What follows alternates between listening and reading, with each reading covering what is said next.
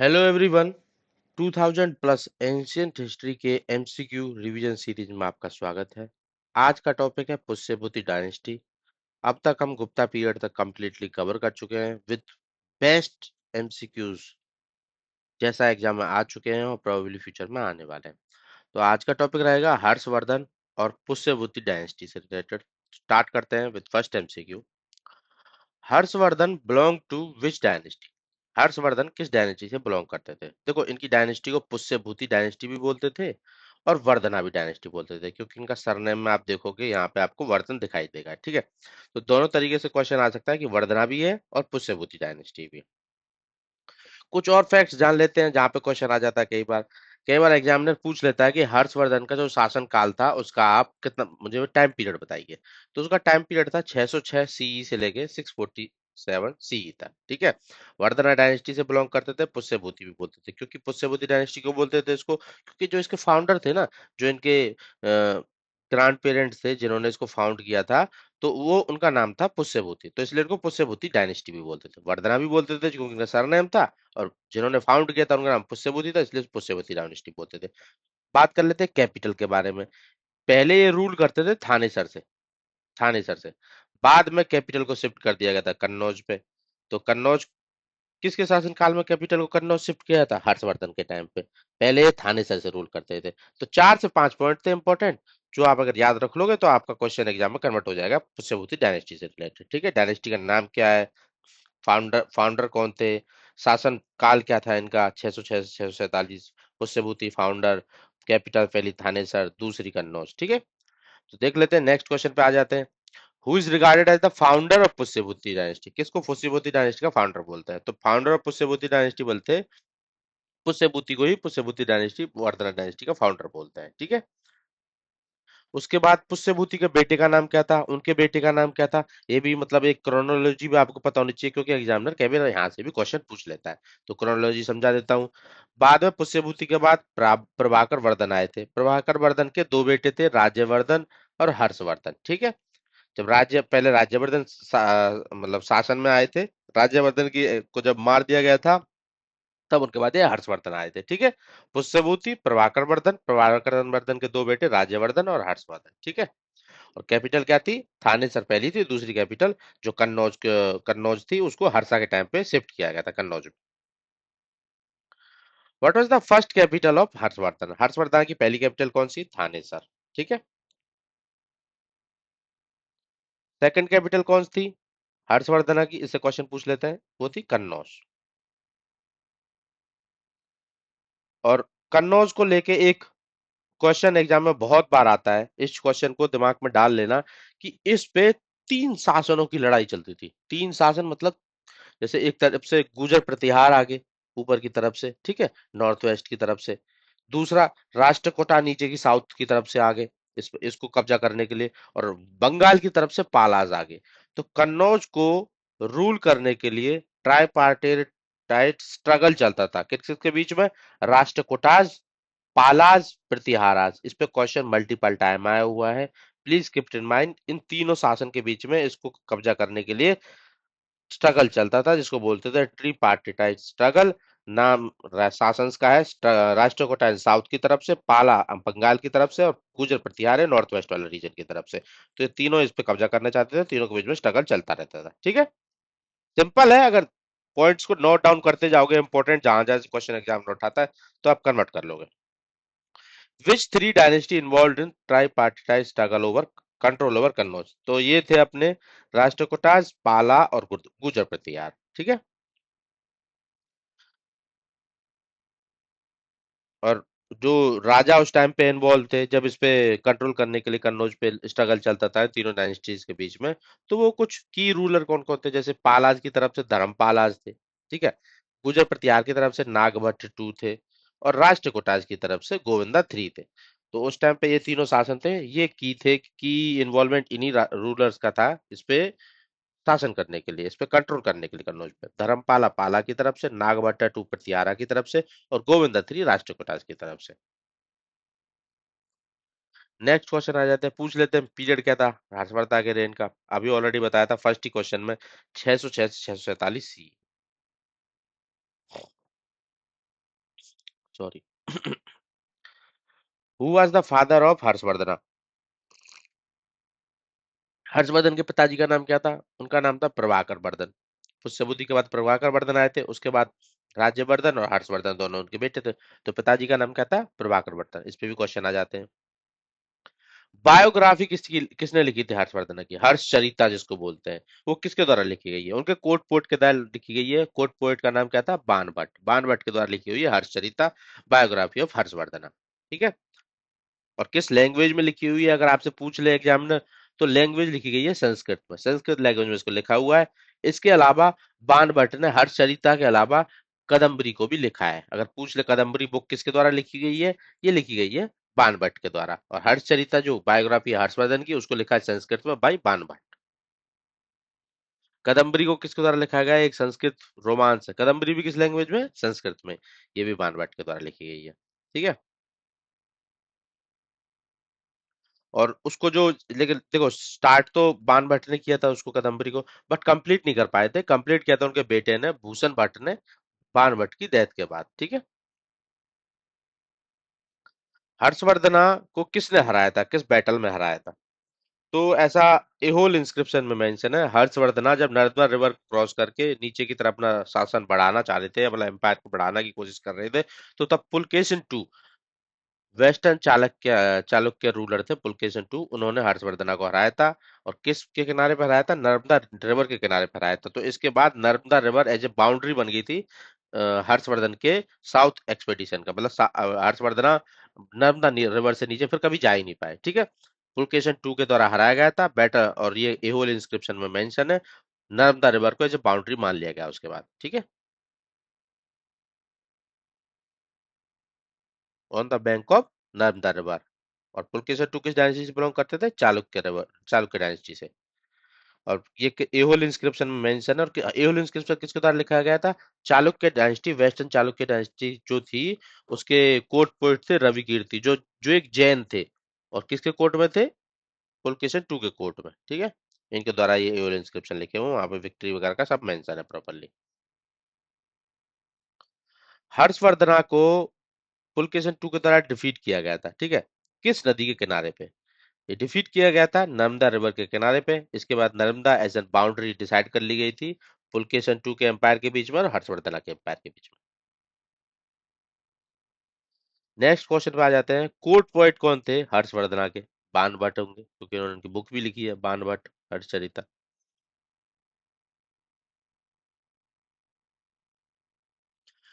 Which Chinese pilgrim visited India during reign of Harshvardhan? Harshavardhana के time पे कौन से चाइनीज पिलग्रिम इंडिया आए थे? ठीक है। तो ये क्वेश्चन कई बार आते हैं। ह्यून कब आए थे? ठीक है। जिनजियांग कब आए थे? तो इस पे क्वेश्चन मल्टीपल टाइम आए हुए। देखो ह्यून का याद रखना आप, ह्यून लिख दे या जून जांग लिख दे, हर्षवर्धना से एच से कॉपी हो रहा है। तो हर्षवर्धना के टाइम पे कौन आए थे? ह्यून आए थे। ठीक है। ये आप लोगों को याद रखना है। 630 से 643 टाइम पीरियड में आए थे ये। और हर्षवर्धना का मैं तो बताया था आप लोगों को 606 से 647 का टाइम पीरियड था। तो ह्यून इसी टाइम टाइम पीरियड में आए थे। और इनके स्वागत में एक भी नोट डाउन करना प्रॉपरली। 5 साल में प्रयाग प्रतिष्ठित तो होती ही थी, प्रयाग असेंबली लगती ही थी 5 साल में। बट जब ये ह्यून आए थे, उनके द्वारा उनको मतलब उनके स्वागत में कन्नौज असेंबली ऑर्गेनाइज की गई थी हत्सा के द्वारा। ये एग्जाम में क्वेश्चन आया हुआ है कि उनके वेलकम में, ह्यूनसांग के वेलकम में, जूनजांग के वेलकम में हर्षवर्धन के द्वारा किस असेंबली का ऑर्गेनाइजेशन किया गया था? वो थी कन्नौज असेंबली। ठीक है। और इनके द्वारा एक बुक भी लिखी हुई है ह्यूनसांग के द्वारा। उस बुक का नाम भी याद रखना है, जिसको सी यू के बोलते हैं। Si Yu Ki, the record of western world.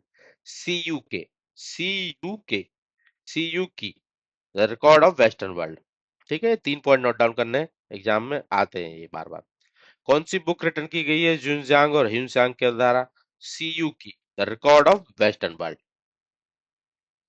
किस चाइनीज एम्परर ने सपोर्ट किया जुनजांग को इंडिया ट्रेवल करने के लिए, ताकि वहां से वो जो जितने भी बुद्धिस्ट टेक्स्ट है उन सबको पढ़ के उनको कॉपी करके चाइना लेके आए? ठीक है। तो ऐसा किया गया था ताई सुंग के द्वारा। ताई जोंग बोलते हैं, ताई सुंग बोल देते हैं। ठीक है। जैसे भी आप प्रोनाउंस करने जाओ, तो ये इसके द्वारा वहां से भेजे गए थे चाइना से। ह्यून अटेंडेड विच ग्रेट असेंबली ड्यूरिंग हर्षा के reign? हर्षा के reign में किस ग्रेट असेंबली को इन्होंने अटेंड किया था ह्यून ने, ठीक है। तो ये असेंबली थी कन्नौज असेंबली, क्योंकि इनके वेलकम में कन्नौज असेंबली ही लगाई गई थी, ठीक है। Where did Hiuen Tsang spended maximum time studying during his visit to India?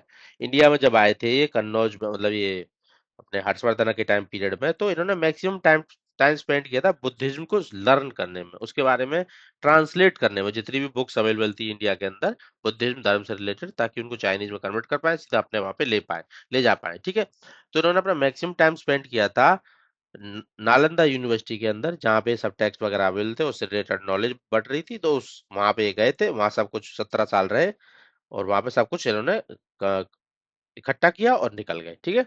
मतलब 17 साल टोटल टाइम पीरियड था इनका इंडिया के अंदर, उसमें से कुछ 6-7 साल वहां पे रहे थे, ठीक है। Who is regarded as the last great Hindu ruler of north India in ancient period? देखो ये क्वेश्चन दो तरीके से आता है, कई बार पूछ लेते हैं last great Hindu ruler of north India, ancient period नहीं देंगे। एंशियंट में भी एक रहे हैं, एक मेडिवल में भी रहे हैं, वहां पे बच्चे धोखा खा जाते हैं और क्वेश्चन का आंसर गलत कर लेते हैं। अगर पूछे कि एंशियंट पीरियड में, तो ancient period around around 7th और 8th सेंचुरी तक था। तो उस टाइम पीरियड से पहले सबसे great Hindu ruler, last last great Hindu ruler रहे थे हर्षवर्धन। तो आंसर उसका जाता है हर्षवर्धन, ठीक है। पुष्यभूति डायनेस्टी से रिलेटेड हिंदू थे, तो इसीलिए क्वेश्चन इंपोर्टेंट हो जाता है। अब इसके बाद कई बार पूछ लिया जाता है last great Hindu ruler of north India before establishment of Muslim rule.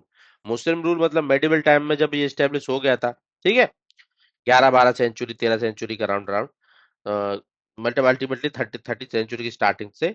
तो जब पहला मुस्लिम रूल एस्टेब्लिश हुआ था, उससे पहले कौन ग्रेट रूलर रहे थे, last last great Hindu ruler? तो यहाँ पे चौहान का नाम आता है, पृथ्वीराज चौहान, जो ग्रेट रूलर रहे थे, ठीक है। तो दो तरीके से क्वेश्चन पूछा था, एंशियंट हिस्ट्री में पूछेगा लास्ट हिंदू रूलर, तो अपना पृथ्वी ओ सॉरी हर्षवर्धन जी रहेंगे पुष्यभूति डायनेस्टी के। और अगर पूछेगा मुस्लिम रूल एस्टेब्लिश होने से पहले कौन थे, वहां पे पृथ्वीराज चौहान रहेंगे। दोनों पॉइंट प्रॉपर्ली देखना क्वेश्चन पूछ क्या रहा है, तभी आप आंसर कर पाओगे, नहीं तो देखो आंसर तो यहाँ पे हर्षवर्धन में दिया हुआ, तो आप कंफ्यूज हो तो ए लगा दिया, तो आपका नेगेटिव मार्किंग हो जाएगी।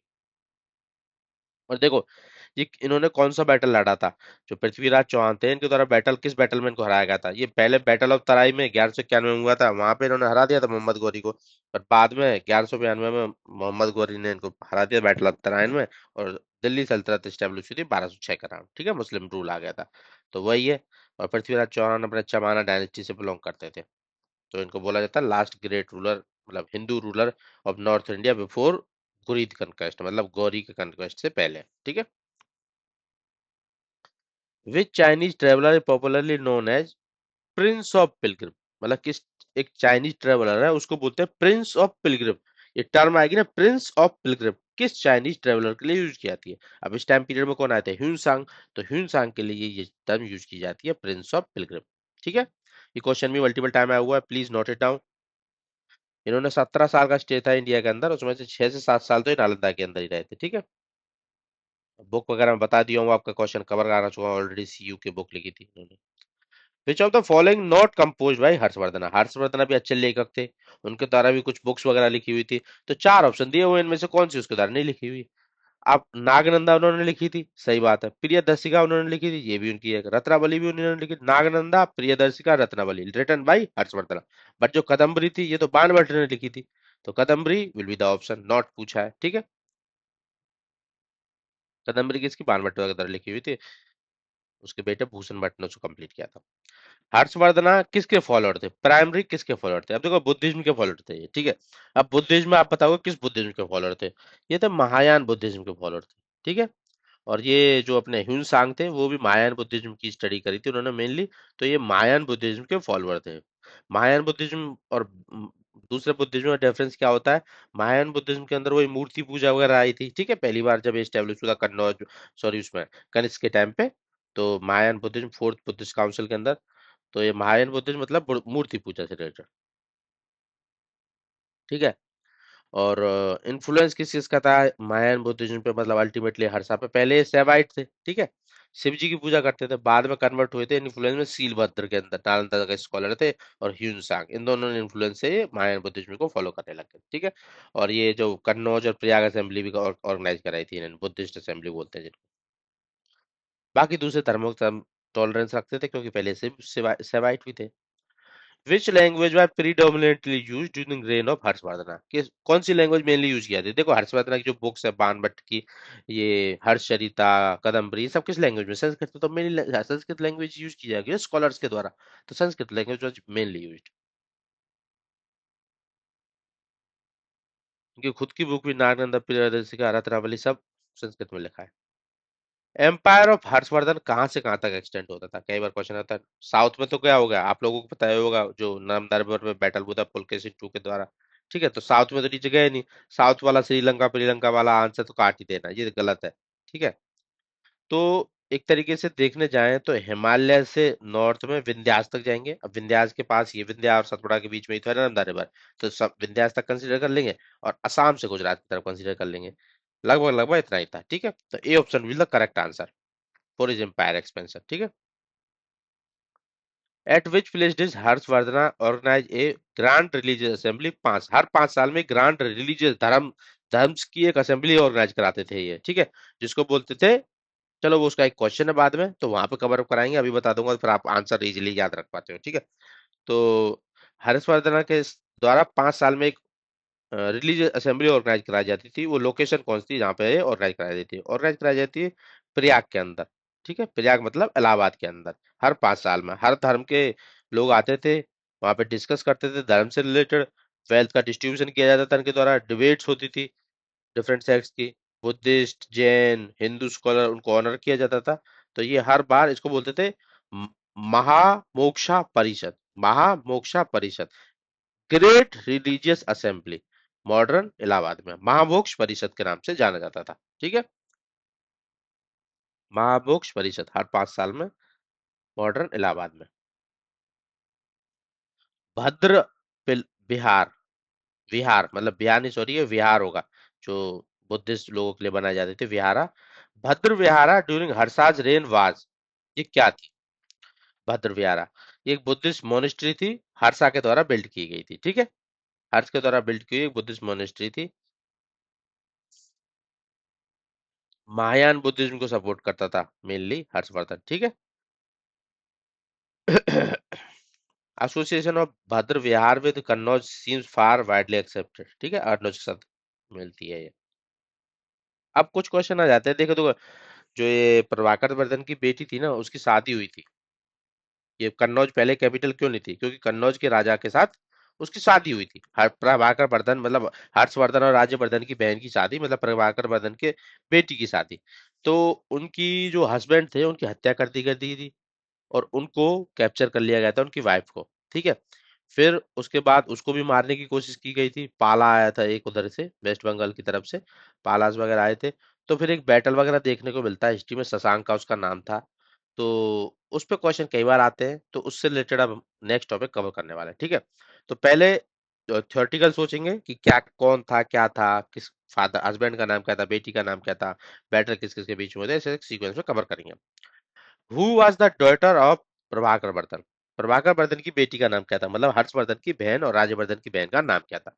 उनका नाम था राज्यश्री, ठीक है, राज्यश्री उनका नाम था। उनकी शादी किससे की गई थी? मैरी उनको शादी किया था ग्रहवर्मन के साथ, जो मुखारी डायनेस्टी से बिलोंग करते थे। किस डायनेस्टी से बिलोंग करते थे? मुखारी डायनेस्टी। मतलब कन्नौज पे उस टाइम पे मुखारी डायनेस्टी का कंट्रोल था। ग्रहवर्मन के साथ शादी की गई थी राजश्री की, और मुखारी डायनेस्टी से वो बिलोंग करते थे, ठीक है। नेक्स्ट आ जाते हैं गौड़ा, ठीक है। गौड़ा डायनेस्टी के कौन थे? शशांक थे। उन्होंने उसको इम्प्रिजन कर दिया था, उनकी बहन को। उसको तो एग्जीक्यूट ही कर दिया था, ये ग्रहवर्मन को तो इन्होंने मार ही दिया था, ठीक है। जो इनके हस्बैंड थे, मतलब जीजा थे हर्षवर्धन के, उनको ग्रहवर्मन, उनको तो मार दिया था मुखारी डायनेस्टी के। पर शशांक का जो गौड़ा डायनेस्टी थे, उसकी बहन को प्रिजन में रखे हुए थे। बाद में वो भाग गई थी जंगल वगैरह में, ठीक है। उन्होंने सेल्फ इम्यूलेशन मतलब खुद की आत्महत्या करने का भी कोशिश किया था, सती मतलब उस टाइम पे, ठीक है। देखते हैं और आगे आज क्वेश्चन, अब तो कोई 7-8 क्वेश्चन आएंगे, पूरे टॉपिक कवर हो जाएगा यहाँ पे, ये जो इसकी बहन से रिलेटेड है। राजश्री सिस्टर हर्षवर्धना किसके साथ शादी हुई? गहरा वर्मन के साथ। और ये ग्रहवर्मन किस डायनेस्टी से बिलोंग करते थे? मुख डायनेस्टी कौन सी थी? मुखारी। ठीक है, इन्हीं का कंट्रोल था कन्नौज पे। राज्यवर्मन मुखारी डायनेस्टी से बिलोंग करते थे। Who killed Grahavarman leading to हर्षराज राज? ग्रहवर्मन को मारा किसने था, ये क्वेश्चन बताना है। जो इनके जीजा जी थे हर्षवर्धन के, इनकी डेथ किसके द्वारा की गई थी? देखो, शशांका जो गौड़ डायनेस्टी के थे, ये भी इन्वॉल्व थे, पर मेन जो किल की गई थी ना, जो मालवा के देवगुप्ता थे, इन्होंने इनको मेनली मारा था। अगर ये ऑप्शन में नहीं होगा तो आपको शशांक लगा देना, गौड़ा। ये बंगाल के गौड़ा डायनेस्टी से बिलोंग करते थे, है ना। बट देवगुप्ता मेन है जिन्होंने इनको किल किया था। तो ऑप्शन एग्जाम में यही आता है, देवगुप्ता मालवा होगा। तो आपको यही आंसर लगाना, अगर ये नहीं है तो शशांक का आपको ऑर्डर लगा देना है। ठीक है, इन्होंने इसको एग्जीक्यूट कर दिया, कन्नौज पे कंट्रोल कर लिया, उनकी बहन को इम्प्रिजन कर दिया, राजश्री को। ठीक है, मुखारी डायनेस्टी को एक तरीके से वहां पे खत्म कर दिया। नेक्स्ट आ जाते हैं, हु इम्प्रिजन्ड राजश्री? राजश्री को जेल में किसने डाला? तो देवगुप्ता ने, क्योंकि उन्होंने ही उनको बहन को मारा था पहले, तो उसके हस्बैंड को किल किया था, ग्रहवर्मन को, और राजश्री को इम्प्रिजन कर दिया। पर जो शशांक का था ना, उसने उसे मारने की कोशिश की थी, ठीक है, और हर्षा को अपोज करने की कोशिश की थी, बट देवगुप्ता ने उसको, कन्नौज को कैप्चर करके उसको बस जेल में ही डाला था। ठीक है, शशांक ने मारने की कोशिश की थी, जो गौड़ा डायनेस्टी बिलोंग करते हैं। राजश्री जंगलों में भाग गई थी छूट के वहां से। कौन से जंगल थे? अब कौन से जंगल है वहां पे कन्नौज के आसपास? विंध्यास के, तो विंध्यास के जंगलों में भाग गई थी ये। ठीक है, हर्षा जब को राजश्री मिली थी, तो राजश्री क्या करने वाली थी? ये खुद सेल्फ इमोलेशन करने वाली थी, मतलब खुद से आत्महत्या करने वाली थी, सती परफॉर्म करने वाली थी। ठीक है, क्योंकि हस्बैंड तो बचे नहीं थे, दूसरा रास्ता पता नहीं था। आफ्टर राज्यवर्धन, अब राज्यवर्धन को भी मार दिया गया इन लोगों के द्वारा। कि पहले तो उसकी बहन के हस्बैंड को किल कर दिया इन्होंने, जब वो काउंटर करने के लिए राज्यवर्धन आए, बाद में वो भी मारे गए। ठीक है, वॉर में। अब बचे कौन? जीजा जी भी गए, भाई भी गया, अब बचे कौन? हर्षवर्धन। तो हर्षवर्धन को शासन संभालना पड़ा। तो उस टाइम पे हर्षवर्धन की एज कितनी थी? उस टाइम पे हर्षवर्धन की एज थी 16 साल की। तो हर्षवर्धन जब आए थे उसमें, तो 16 साल की एज थी। ठीक है, अभी शशांक का इन्वॉल्वमेंट था उस टाइम पे। तो देख लेते हैं शशांक किस डायनेस्टी के रूलर थे? गौड़ा डायनेस्टी के, जो बंगाल से थी। ठीक है, शशांक ने हिस्ट्री में किस लिए जाना जाता है इसको मेनली? इन्होंने एक बोधि ट्री कट किया था बोध गया में, तो इसलिए इनको जाना जाता है। ठीक है, किसके कंटेम्परेरी थे शशांक? हर्षवर्धन के कंटेम्परेरी थे, उन्हीं से तो लड़ेंगे। ठीक है, फेस टू फेस नहीं आएंगे, पर ये भगा देते हैं शशांक को वहां से, कन्नौज वाले से। Shashank was responsible for death of, किसकी डेथ के लिए रेस्पॉन्सिबल था? शशांक रेस्पॉन्सिबल थे राज्यवर्धन की डेथ से। जो इनके भाई थे ना, क्या बोलते हैं, हर्षवर्धन के, उसकी डेथ के लिए शशांक रेस्पॉन्सिबल थे। पर जो उनके जीजा जी थे, राजश्री के हस्बैंड ग्रहवर्मन, उसकी देवगुप्ता, जो मालवा के रूलर थे, उनके द्वारा डेथ की गई थी। ठीक है, मतलब शशांक किसके डेथ के रेस्पॉन्सिबल थे? राज्यवर्धन की। जब उनके बहन के हस्बैंड को मार दिया गया था, राज्यवर्धन आए थे अपना बदला लेने के लिए, पर वो शशांक के हाथ मारे गए। ठीक है, तो राज्यवर्धन के लिए शशांक रेस्पॉन्सिबल थे। और इनको विश्वासघात से मारा था, जब इन्होंने बात करने के लिए इनको बुलाया था, क्योंकि उनकी बहन को छुड़वाना था इनको, तो ये बात करने आए, बट इनको मार डाला इन्होंने। ठीक है, शशांक ने। शशांक ने प्रिवेंट किया हर्षा को कंट्रोल करने से, किस चीज को कंट्रोल करने से रोका था शशांक? मतलब शशांक कन्फ्रंट किया था हर्षवर्धन को किस चीज पर रीजन कंट्रोल करने से? क्योंकि ये बंगाल से रूल करते थे, तो बंगाल रीजन को ही इन्होंने कन्फ्रंट किया था, गौड़ा रीजन। ठीक है, शशांक की कैपिटल का नाम क्या था? जो ये बंगाल में रूल करते थे, तो इनकी कैपिटल का नाम क्या था? ये था करना स्वर्णा। ठीक है, इस टॉपिक से काफी क्वेश्चन आते हैं, शशांक वाले टॉपिक से, तो मैंने दोनों तरीके से कवर करा दिए। इनकी बहन से रिलेटेड भी, और राज्यवर्धन से रिलेटेड भी, और गौड़ा डायनेस्टी से भी रिलेटेड भी, मुखारी डायनेस्टी से रिलेटेड भी। किसने किसको, उपागुप्ता मालवा ने किसको मारा था, शशांक ने किसको मारा था, हर्षवर्धन कैसे रूल पावर में आए थे, और उनकी बहन का क्या क्या रोल था। तो इससे मल्टीपल क्वेश्चन आते हैं, please keep it in mind. ठीक है, नेक्स्ट क्वेश्चन पे आ जाते हैं। How did Harshvardhan finally defeated Shashank? ठीक है, गौड़ा के जो रूलर थे, कैसे उनको डिफीट किया? देखो, इन्होंने कभी उसको डिफीट नहीं कर पाए, वो कन्फ्रंट करते रहे। बट जब वो मर गए थे ना, शशांक जब मर गए, तो रूल वीक हो गया वहां का। तो फिर उन्होंने ऑक्यूपाई कर लिया उस वाले रीजन को। ठीक है, तो मतलब वैसे किसी वॉर में नहीं हरा पाए थे, कन्फ्रंट ही कर पाए थे। और हर्षा ने इसको बाद में रीजन को, जब इनकी डेथ खुद से होगी, नेचुरल डेथ, फिर उसको रीजन को ऑक्यूपाई कर लिया। ठीक है, देवगुप्ता ऑफ मालवा, जिसने ग्रहवर्मन उनके जीजा जी को मारा था, हर्षवर्धन के, किसके द्वारा डिफीट किया गया था? Was defeated by. ठीक है, तो ये राज्यवर्धन के द्वारा डिफीट किया गया था। ठीक है। बट राज्यवर्धन को किसने मार दिया था? शशांक ने मार दिया था। भाई देवगुप्ता ने उनके जीजा जी को मारा तो राज्यवर्धन ने बदला ले लिया, पर राज्यवर्धन को धोखे से शशांक ने किल कर दिया। ठीक है। Sorry. Harshvardhan was attacked by phonetic during which assembly? Phonetic मतलब असेंबली जैसे ऑर्गेनाइज कराते थे, कन्नौज असेंबली कराई थी, प्रयाग असेंबली कराते थे हर 5 साल में। तो एक असेंबली के दौरान उनको उन पे अटैक कर दिया गया था चाकू से, किसी दूसरे धर्म के लोगों ने, जैसे कि वो किसी धर्म पे ज्यादा फोकस करते थे। ठीक है। तो प्रयाग असेंबली में जो हर 5 साल में कराती थी, एक दूसरे जैन स्कॉलर थे, तो उन्होंने इस पे अटैक किया था प्रयाग असेंबली के दौरान। ठीक है। जैन थे या बुद्धिज्म थे, ये पॉइंट जरूर चेक करना पड़ेगा, मेरे को थोड़ा याद नहीं है। ठीक है। तो अटैक किया गया था नायवसेन पे, तो वही इसमें मेंशन्ड है। ठीक है। प्रयाग असेंबली के दौरान हर्षवर्धन पे ऑर्गेनाइज किया गया, Harshavardhan organize which grand assembly specifically to honour Chinese pilgrim? Hiuen Tsang के ऑनर में उन्होंने किस असेंबली का ऑर्गेनाइजेशन किया था? वो किया था कन्नौज असेंबली का। ठीक है। ग्रेट रिलीजियस असेंबली 5 साल में जो ऑर्गेनाइज कराते थे हर्षवर्धन, उसको किस नाम से जाना जाता था? ये मैं जब आप लोगों को बताया था कि 5 साल में किस लोकेशन में कराया था, तब बताया था। इसको जाना जाता है महामोक्षा परिषद के नाम से। ठीक है। महामोक्षा परिषद। मोक्ष टर्म का मतलब क्या होता है? लिबरेशन। तो ग्रेट लिबरेशन असेंबली, हिंदी में अगर जानना चाहो तो। हर्षवर्धन के एम्पायर को कुछ पार्ट्स में डिवाइड किया हुआ था। ठीक है। तो हर्षवर्धन से पहले कौन सी गुप्ता पीरियड था? तो गुप्ता पीरियड में आप लोगों को याद होगा, तो लगभग लगभग उसी पैटर्न पे हर्षवर्धन के एम्पायर को रूल किया जाता था। जैसे सबसे ऊपर होती थी भुक्तीज, उससे नीचे होते थे विषयाज, और उससे नीचे होता था ग्रामाज। तो option D will be the correct. भुक्ति, विषय और ग्रामर। इस तरीके से जैसे गुप्ता पीरियड में चलता था, उसी तरीके से इनके टाइम पे भी चलता था। ठीक है। भुक्ति, विषय, ग्रामर। भुक्ति एक प्रोविंशियल यूनिट होती थी, प्रोविंस मतलब एक स्टेट हो गया छोटा, और विषय हो गए उसमें डिस्ट्रिक्ट हो गए, और ग्राम हो गए विलेज। ठीक है। भुक्ति, विषय और ग्राम। और जो कुछ कुछ टर्म होती थी, जैसे भोगा होगा, रेव्यू विलेज से बड़ा उसका भोगापति रहेगा। ठीक है। मतलब एक विलेज रहता है, विलेज लेवल से ऊपर क्या आएगा? विलेज लेवल पे जो कंट्रोल करेगा ग्रामीण का बोलते हैं उसको। उससे ऊपर रहता है भोगा। भोगा मतलब कुछ गांवों का इकट्ठा करके, 10 गांव एक साथ आगे मान ले तो भोगापति। ठीक है। उस तरीके से भी हेडमेन्स वगैरह रहते हैं, उस पे भी क्वेश्चन पूछे हुए हैं। और महात्रा कौन था उस टाइम पे? महात्रा बोलते थे विलेज ऑफ एल्डर्स। एल्डर्स की एक पंचायत को महात्रा बोलते थे इस टाइम पे। ठीक है।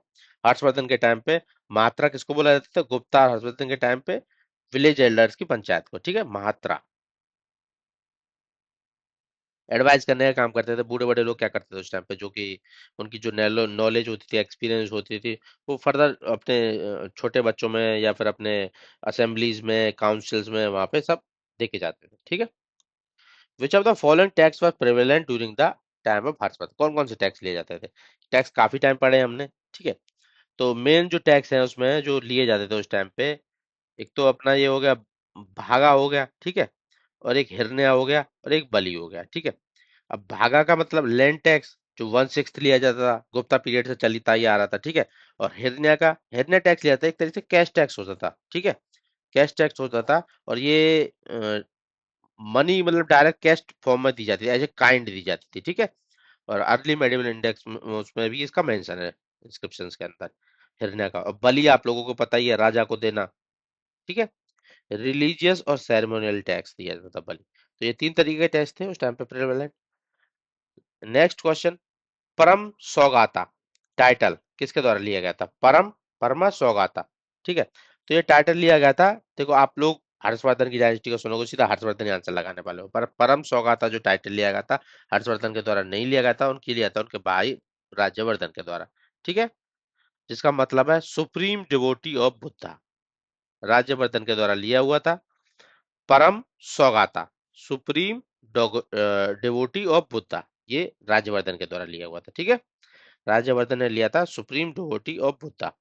याद रखना है, क्योंकि यहाँ पे क्वेश्चन के गलत होने के चांसेस हैं। और जो ये इन्होंने जो क्या बोलते हैं इसको, टाइटल एज्यूम किया था परम सौगाता, ये मेंशन है मधुबन और बांसकेरा के कॉपर प्लेट इंस्क्रिप्शन के अंदर। ठीक है, मधुबन और बांसकेरा के कॉपर प्लेट इंस्क्रिप्शन में मेंशन है। इससे पता चलता है कि इनके भाई भी बुद्धिस्ट धर्म से काफी प्रभावित थे। ठीक है, परम सौगाता सुप्रीम डिवोटी बुद्धा। हर्षवर्धन से रिलेटेड कुछ 4 पॉइंट दिए हुए हैं, इनमें से कौन सा करेक्ट है आप लोगों को बताना है। ठीक है, हर्षवर्धन नोन एज परम सौगाता नहीं, परम सौगाता तो उनके भाई राज्यवर्धन थे। Harshavardhan were known as Shiladitya, Shiladitya बोलते थे हर्षवर्धन को। ठीक है, regarded the last great Hindu ruler of north India, मतलब एंशिएंट टाइम का। तो ये बी ऑप्शन लगभग लगभग करेक्ट है। ठीक है, शिलादित्य मतलब जो टाइटल हर्षवर्धन के द्वारा लिया गया था शीलादित्य, और जो परम सौगात लिया गया था इनके भाई राज्यवर्धन के द्वारा। तो ये टाइटल आपको दोनों याद रखने हैं अगर इस टॉपिक से क्वेश्चन उठता है तो। ठीक है, तो B will the correct answer. Parama Saugata Rajyavardhan ने लिया था और हर्षा ने लिया था शीलादित्य, शीलादित्य। ठीक है, Harshavardhan was also known as, next question उसी पे आ गया, दूसरा उन्होंने टाइटल लिया था तो शीलादित्य के नाम से जाना जाता था हर्षवर्धन को। ठीक है,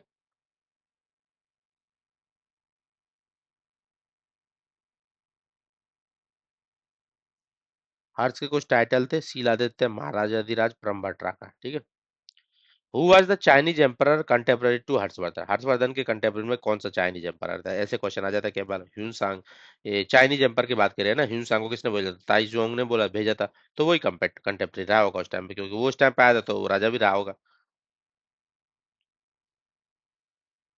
who is describe a line of Hunas, a line to Huns, Harshacharita के अंदर किसी राजा को बोला गया है कि वो हुंस के लिए एक लाइन था। ठीक है, तो हुंस का इन्वेजन किस टाइम पे हुआ था। ठीक है, आप लोगों को याद होगा हुंस जब आए थे स्कंद गुप्ता ने उनको रोका था, सबसे पहले हुंस को काउंटर किसने किया था, स्कंद गुप्ता ने, गुप्ता पीरियड बोला था के अंदर। ठीक है, तो उनको भी लाइन्स टू हुंस बोला जाता है, बट वो कहीं और मेंशन है। यहाँ पे बात हुई हर्षचरिता के अंदर किसको बोला जाता है लाइन्स टू हुंस। ठीक है, होनो के लिए एक लाइन था, तो ये हर्षचरिता के अंदर किसको बोला गया है। मेन चीज क्या है कि हर्षचरिता के अंदर किसके लिए यूज किया गया है, तो ये प्रभाकर वर्धन के लिए यूज किया गया है। ठीक है, जो पिताजी थे हर्षवर्धन राज्यवर्धन के, उनके लिए प्रभाकर वर्धन के लिए यूज किया गया है लाइन टू हुंस हरिश्चरिता के अंदर। ठीक है, क्योंकि हुंस जब अगर इन्वेज किए थे उस टाइम पे ये प्रभाकर वर्धन थे यहाँ पे। अब अगर क्वेश्चन पूछ ले भीतरी इंस्क्रिप्शन के अंदर लाइन्स टू हुंस किसको बोला गया है, हुंस के लिए एक लाइन की तरह है ये। भीतरी इंस्क्रिप्शन किसके द्वारा लिखे हुए थे, स्कंद गुप्ता के लिए, तो स्कंद गुप्ता को वहां पे बोला गया लाइन्स टू हुंस। ठीक है, हर्षचरिता में प्रभाकर वर्धन को बोला गया, भीतरी इंस्क्रिप्शन में अपने स्कंद गुप्ता को बोला गया। ठीक है, इंपोर्टेंट था, दोनों क्वेश्चन मैंने साथ में करा दिया। बुद्धिस्ट असेंबली ऑफ जो कन्नौज लगी थी हिमशांग के ऑनर में, हर्षवर्धन के द्वारा ऑर्गेनाइज की गई थी किस टाइम पीरियड में, 643 सीई में। ठीक है, टाइटल गवर्नर के, भुक्ति जो रूल करते थे गवर्न करते थे हर्षवर्धन के टाइम पे, क्या टाइटल लेते थे, जो भुक्ति के गवर्नर थे उनको टाइटल क्या दिया जाता था, उनको टाइटल दिया जाता था उपाधिका। ठीक है, विषयपति किसके होते थे, विशेष के। ठीक है, मात्रा आप लोगों को बता चुका हूँ, जो एल्डर लोगों की असेंबली होती थी उसको बोलते थे। ठीक है, और समंता क्या होते थे, फ्यूडिटरी चीफ होते थे, जो छोटे चीफ होते थे इनके नीचे।